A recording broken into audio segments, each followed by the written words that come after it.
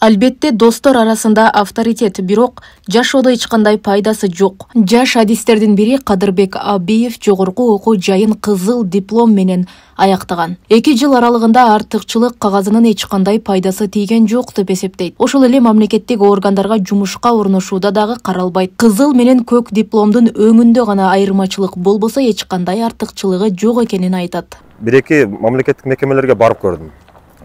Мындайча айтканда, кызыл дипломго даже бетинде ачып карашкан жок да, мындай кызыгы болгон жок да. Анан ойлойт экенсиң да, 4 жыл аракет кылып, мээнет кылып кызыл диплом алгандан көрө биз деле эл катары көк алып коюп, баягындай катардагы студент болуп эле жүрбөппүз деп мындай ошол болот экенсиңчи.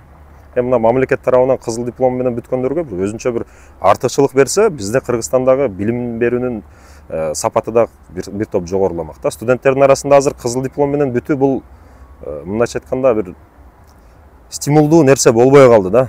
Бир дагы мамлекеттик мекемелер, жеке жактар мындай турсун, мамлекеттик мекемелер дагы кызыл диплом менен көтөрүп барсаң, ичо дейт да, не көтөрүп келдиң дегендей айтат. Мисалы, кызыл дипломдун баркы бүгүнкү күндө биздин муниципалдык иштерге дагы жарабай калды да. Мисалы, айыл өкмөткө алып барсаң деле кызыл дипломун кызыктырбай калды да. Экинчи тараптан адистер дипломго эмес, кесипкөйлүккө ээ болушу керек дегендер дагы бар. Көп жылдар бою жогорку окуу жайында эмгектенген окутуучу Замирбек Бөжөнов дагы окууну артыкчылык менен аяктагандарга жеңилдик берүүнү колдойт. Аны менен бирге стипендиялык колдоо багытында дагы кайрадан карап чыгуу керек деген пикирде. Азыр Кыргызстандын шартында артыкчылык диплом менен бүткөндөр дагы, артыкчылык эмес менен бүткөн бүтүрүүчүлөр дагы бардыгына бирдей эле билим берилет. Бир эле аудиторияда билим берилет. Кээ бир эле студенттер келип суранат, бир эле сиздин предметиңизден 4 алып кала атабыз, 3 алып кала атабыз, калган окуучудан бардыгы стипендияга жетип алалы деп 5 коюп берди, сиз деле коюп берсеңиз болбойбу деп. Азыр бизде ошондой тенденция бар.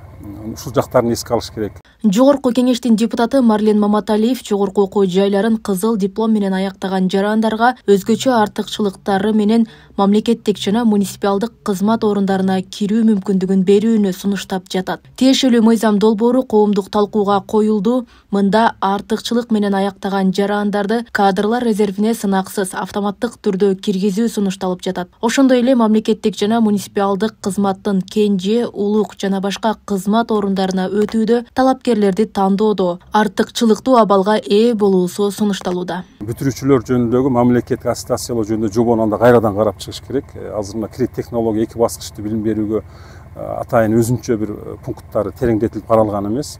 Ошол жактарын караса, муну колдосо болот.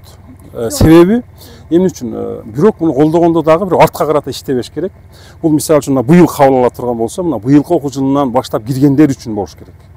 Буга чейин андай эреже болгон эмес, алар көпчүлүгү артыкчылык дипломго умтулбай эле бүткөндөр да бар да. Аны ушул эми башталса, мына жаңы биринчи курстардан баштап келсе, мына силер бүткөндөн кийин артыкчылык менен бүткөн болсоңор, силер жумушка кабыл алганда, кызматка кабыл алганда эске алынат деп туруп, ошолор мындай стимул болот. Мындай тарбиялык мааниси бар мунун. Кадрлар резервине кириш үчүн мамлекеттик кадр кызматына документтерди тапшырып тесттен өтүшү керек. Талапкерлер суроолордун 70%-нан көбүнө туура жооп берсе, аңгемелешүүгө чакырылат. Белгилей кетсек, улуттук кадрлар резерви аркылуу мамлекеттик жана муниципалдык президенттик администрациядан айыл өкмөттөргө чейин кызматтарга дайындалат. Регионалдык кадрлар резерви аркылуу район акимдери жана орун басарлары кызматка барат. Роза Ахматжан кызы, Дилбек Абдакимов, Ош ТВ.